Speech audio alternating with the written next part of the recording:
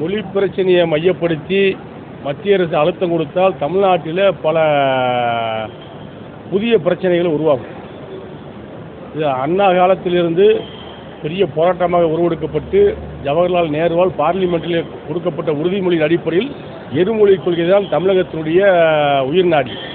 விருப்பப்படுவர்கள் வேறு மொழியை மூன்றாவது மொழியாக நாலாவது மொழியை படித்துக் கொள்ளலாம். இதில் மாற்று கருத்தை மத்திய அரசு திணித்தால் தமிழ்நாட்டில் அனைத்து கட்சியும் எதிர்க்கும், திராவிட கட்சிகள் எதிர்க்கும். அனைத்து அண்ணா திராவிட முன்னேற்ற கழகத்தின் சார்பாக பொதுச்செயலாளர் எடப்பாடியார் தெளிவான அறிக்கை விட்டிருக்கின்றார். புரட்சித் தலைவர் எம்ஜிஆர் காலத்திலிருந்து புரட்சித் தலைவர் அம்மாவுடைய காலத்திலிருந்து இன்றைய பொதுச்செயலாளர் எடப்பாடியார் காலம் வரை எங்களுடைய கொள்கை இருமொழி கொள்கை தான். தேவைப்படுகிறவர் மூன்றாவது மொழியை படிக்கலாம். திணிப்பு என்பது இருக்கப்படாது. சார் வழக்கத்தில் இருக்கிறது ஏன் பழக்கத்தில் இருக்கிறது ஏன் மாற்றணும்? எப்படி இருக்கோ அதுபடி போயிட்டே இருக்கணும் தானே. தேவையில்லாமல் ஒரு மொழி பிரச்சனை தலையிடக்கூடாது. மக்களுடைய மொழி பிரச்சனை தலையிட்டால் அங்கே பிரச்சனைகள் உருவாகும். அதை மத்திய அரசு அழுத்தம் கொடுத்துவது தேவையில்லாத பிரச்சனைகளை தமிழகத்தில் உருவாக்குவதற்கு அடித்தளம் அமைக்கும்.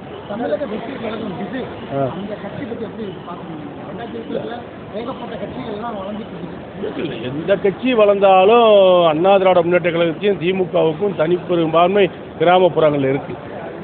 அனைத்து இந்த அண்ணா திராவிட முன்னேற்ற கழகத்தை எதிர்க்கின்ற தகுதி திமுகவுக்கு உண்டு. திமுகவை எதிர்க்கின்ற தகுதியோ திமுகவை வீழ்த்துகின்ற தகுதியோ அனைத்து இந்த அண்ணா திராவிட முன்னேற்ற கழகத்தான் உண்டு. அண்ணா திமுக பொதுச்செயலாளர் எடப்பாடி உண்டு. மற்ற கட்சிகள் வரலாம். அதனுடைய வரலாறுகளை, வாழ்க்கை நெறிமுறைகளை, அவருடைய வளர்ச்சிகளை சில தேர்தல்கள் சந்தித்த பின்பு தான் தெரியும்.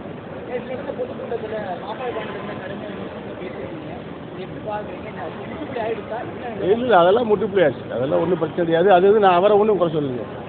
அவரை பற்றிலாம் ஒன்றும் சொல்ல. பொதுவான சில பிரச்சனை பேசுங்க. அது முடிஞ்சு போன பிரச்சனை பேசிக்க முடிஞ்சு வச்சு. பாராளுமன்ற மறுசீரமைப்பு விஷயத்தில் மூணு அசம்பிளி செக்மெண்ட்டுக்கு ஒரு எம்பி வேணுங்கிற மாதிரி கேட்குறாரு. பொதுச்செயலாளர் எங்களுடைய அண்ணா திராவிட முன்னேற்ற பொதுச்செயலாளர் எடப்பாடியார் தெளிவாக சொல்லியிருக்காருல்ல, பார்லிமெண்ட்டுடைய எண்ணிக்கை கூட்டித்தான் வரணும். அதைத்தான் தமிழ்நாட்டு மக்கள் ஏற்றுக்கொள்வார்கள், அதிமுக ஏற்றுக்கொள்வோம். குறைக்கிற மாதிரி இருந்தால் அதை கடுமையாக அதிமுக எதிர்க்கும். அதை பொதுச்செயலாளர் சொல்லியிருக்காரு. நாங்கள் எதிர்கொண்டு தானே இருக்கோம். வழக்கு தானே வந்திருக்கு, தீர்ப்பு வந்திருக்கு. இதெல்லாம் கோர்ட்டில் இருக்குது, சுப்ரீம் கோர்ட்டில் இருக்குது. நான் சொல்லக்கூடாது. இல்லை வேற ஏதாவது இப்போ உள்ள இதை கேளுங்க. இது நடந்து போய் 4 வருஷம் ஆச்சு. என்ன சார்? ஆமாம், நிலைப்பாடு தமிழ்நாட்டுக்கு அதிக நிதியை கொடுக்கணும். இல்லை நிதியை கொடுக்கணும். அதில் அண்ணா திராவிட முன்னேற்ற கழகத்தினுடைய பொதுச்செயலாளர் எடப்பாடியுடைய அறிக்கையிலேயே அதை தெரிவிச்சிருக்காரு.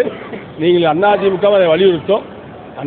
தமிழகம் எல்லா மாநிலங்களுக்கும் கொடுக்கின்ற சம அளவை தமிழ்நாட்டுக்கும் மத்திய அரசு ஒதுக்க வேண்டும். அதிலே அதிமுக நிலைப்பாடு ஒரே நிலைப்பாடு.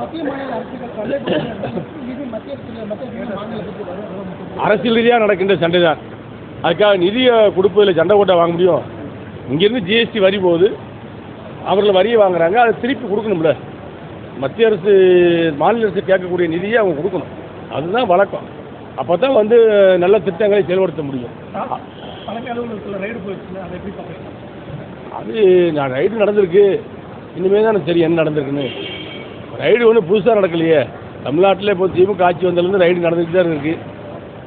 ரைடு நடக்குது, போகுது, வருது, அது மாதிரி நிற்கிது. பிறகு தலைமைச் செயலகத்தில் நடக்கும்போது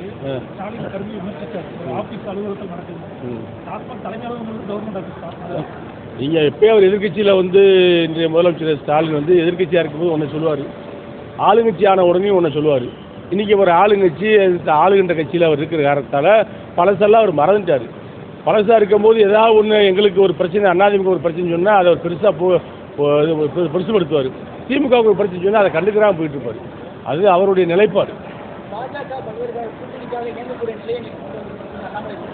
பல காலகட்டங்களில் நீங்கள் நோட்டோட போடக்கூடிய பிரச்சனைகளை விமர்சனம் பண்ணியிருக்கீங்க. இப்போ பாஜக தமிழகத்தில் வளர்ந்துருக்கா எப்படி பாருங்க? அதாவது எந்த கட்சி வளர்ந்துருக்கு, எந்த கட்சி இறங்கியிருக்குங்கிறதுலாம் தேர்தலில் தான் தெரியும்.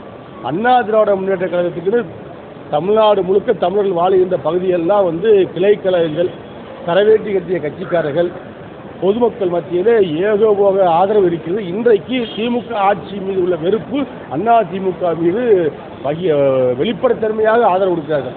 ஆகவே மற்ற கட்சிகளை பற்றி பேச வேண்டியது. கூட்டணியை பற்றியோ யாரோடு கூட்டணி என்பது பற்றி அந்த முடிவுகளை பொதுச்செயலாளர் எடப்பாடி எடுப்பார். பாதகம் செய்பவரை கண்டால் நாம் பயம் கொள்ளலாகாது பாப்பா. மோதி மிதித்து விடு பாப்பா, அவர் முகத்தில் உமிழ்ந்து விடு பாப்பா. அண்மை செய்திகளை உடனுக்குடன் தெரிந்து கொள்ள இணைந்திருங்கள் எம் நாடு தொலைக்காட்சியுடன்.